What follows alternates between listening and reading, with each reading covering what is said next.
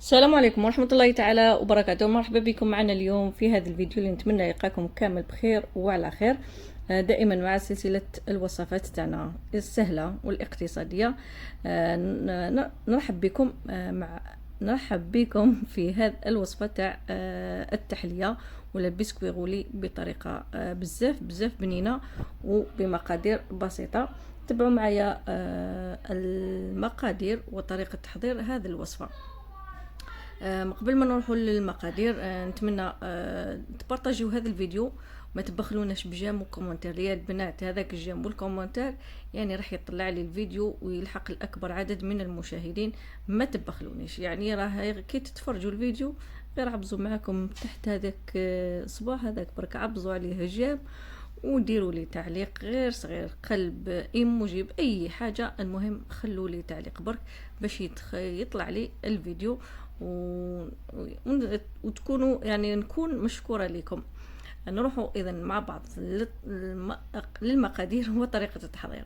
هنا اولا عندي 4 حبات تاع البيض، فصلت الصفر على البياض، كل واحد وخليته وحده.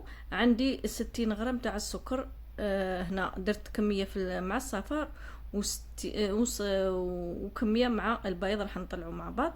والبيض زدت له رشه تاع الملح هكذا باش ما ننساهاش. نروحوا نخلطوا اول نص الصفار. قلت لكم حطيت 4 صفار تاع البيض. البيض هنا بمعدل 220 غرام.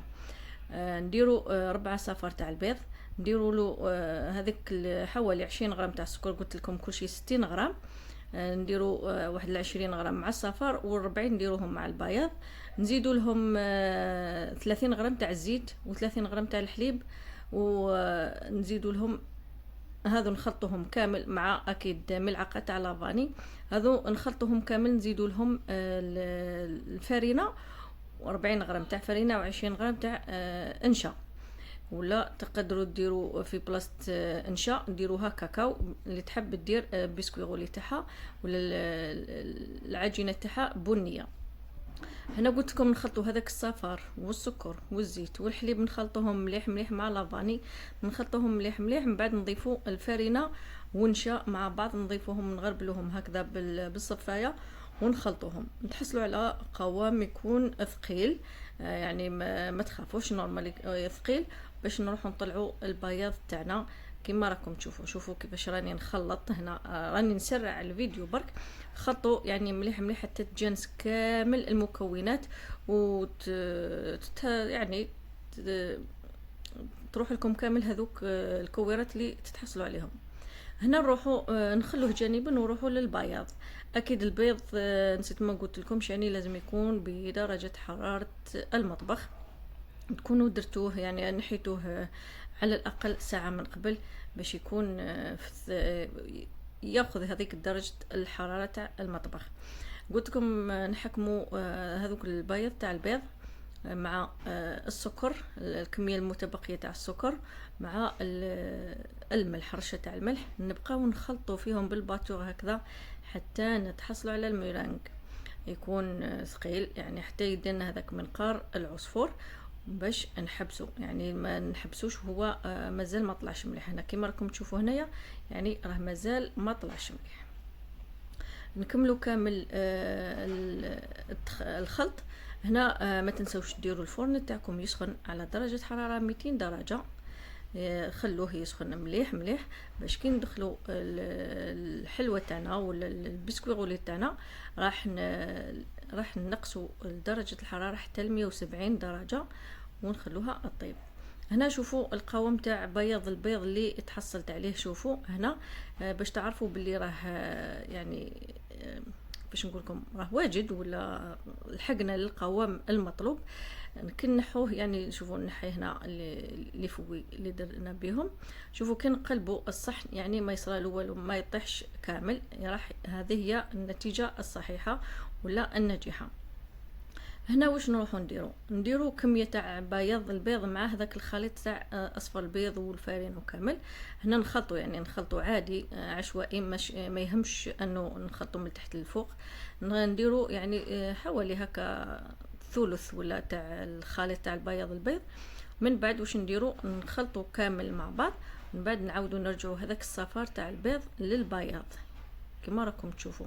هنا نضيفوه الصفار هذاك اللي خلطناه مع السكر والفارينه وكامل نخلطوه. من بعد هنا نبداو نخلطو من تحت للفوق. هنا يعني راكم تشوفوا هنا راني نسرع الفيديو، ولكن يعني ديروا غير بالعقل باش ما نكسروش هذاك البياض تاع البيض من تحت للفوق من تحت للفوق حتى يتجانس كامل الخليط تاعنا. راح تحسوا هكذا شغل اسفنجي رغوي خفيف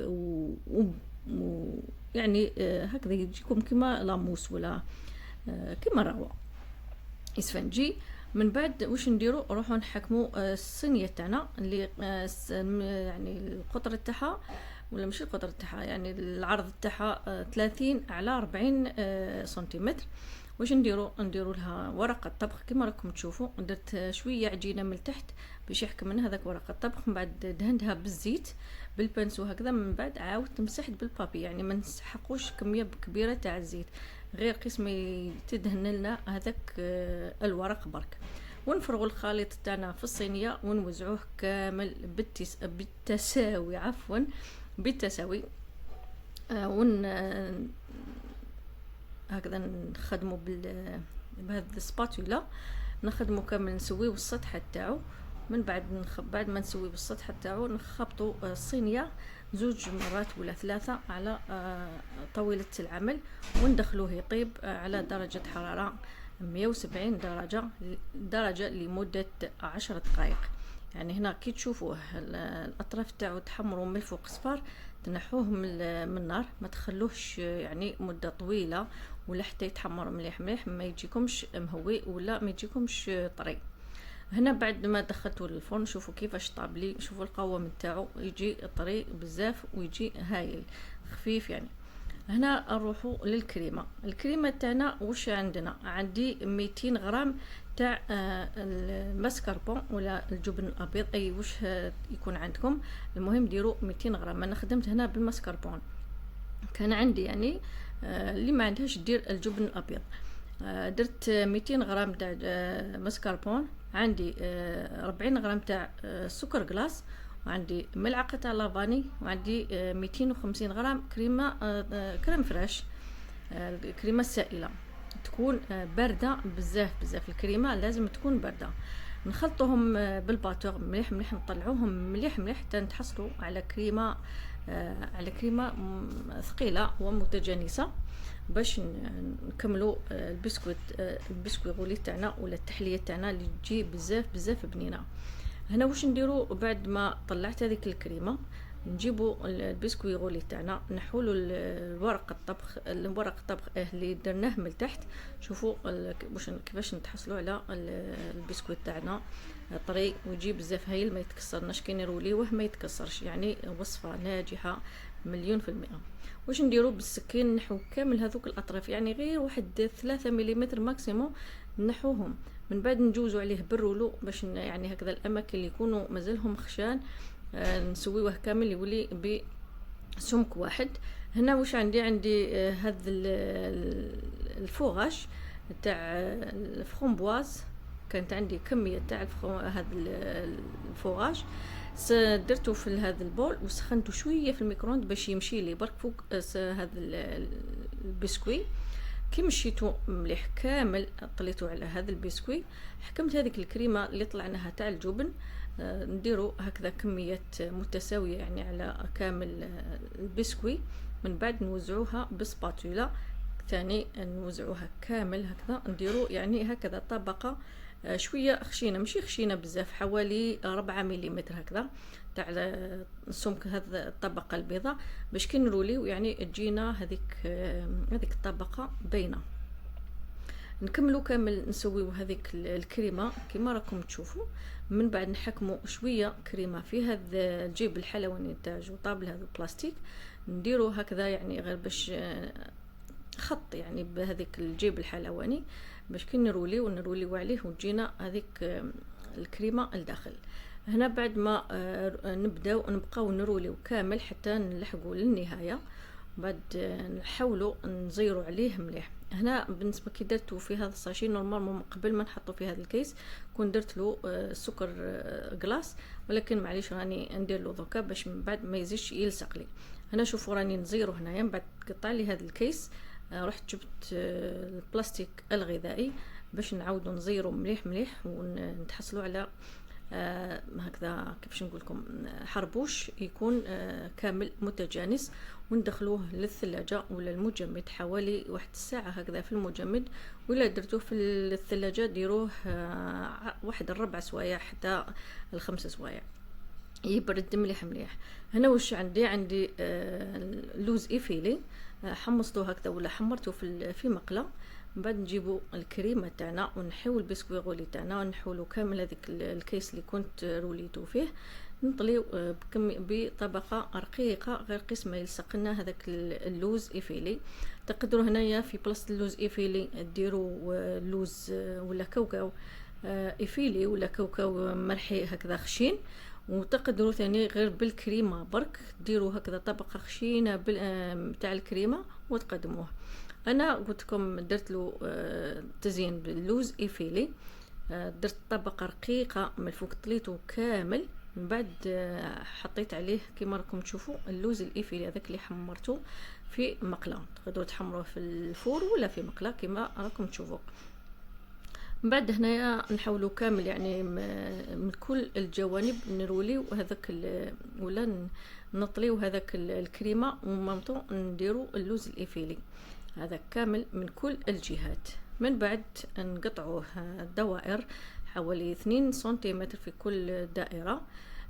اكيد بعد ما نحو هذوك الاطراف يعني باش ما تجينا كل حبه يجونا كامل حبات متساويين ولا كامل الحبات يجونا شابين مليح. نديروا كما راكم تشوفوا هنا نحيت الحبه هذه الاطراف، من بعد نبداو نقطعوا الحبه. تشوفوا الحبه كيفاش تجي لداخل شابه، ديك الطبقه الحمراء تاع الفرامبواز راهي تبان، ومن بعد الكريمه تاع الجبن هنا بعد كي درتو في المجمد يعني حكم روحو والكريمه يعني تتقطع لكم مليح. هنا بعد الكريمه اللي بقات لي هذيك اللي بقات لي تاع كريمه الجبن درتها في جيب حلواني وهكا زينت من الفوق، وجبت هذا العطر تاع الفرامبواز ولا باتاغوم تاع الفرامبواز حطيت هكذا كديكور برك خطوط كما راكم تشوفوا، وزينته بالفرامبواز يعني الحلوه هذيك اللي تجي تاع التوت، وقدمته ثاني.